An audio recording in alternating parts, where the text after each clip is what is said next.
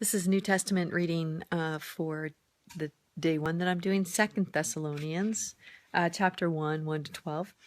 And this passage of scripture is really fun because it's Paul and Silas and Timothy. They're a team who've planted these churches in Thessalonica.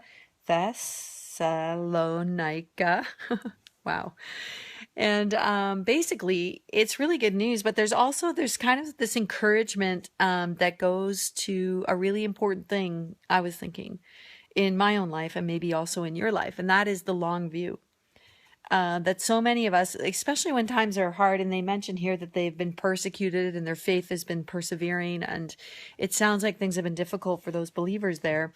And of course, we know from First Thessalonica that Thessalonians, that they took off strong in their faith. You know, that they're really strong Christians and they're doing all the things that God has told them to do. And so Paul's super proud of them. And then the second letter, it sort of says, okay, what you need now is some perseverance, because we mean to go the distance. You know, this isn't just some sort of short term idea. This is going to be a long haul. And Paul paints this story of how everything's going to be righted in the end.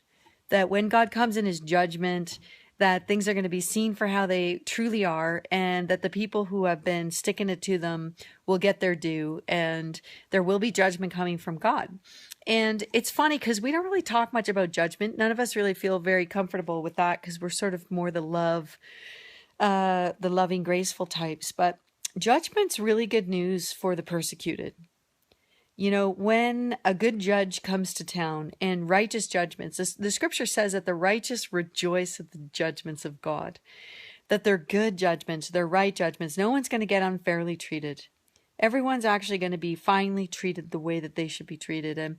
And God is a righteous judge. And so Paul paints this picture of the righteous judge coming with ultimate authority and sorting things out for the final time. And that is a persevering thought. That is a really good thought, because sometimes we get stuck in the middle and we get stuck in our own circumstances, and we get stuck thinking about, how unfair life is and how, unfair our life is. And we have to remember that there is coming a day where all things will be fair.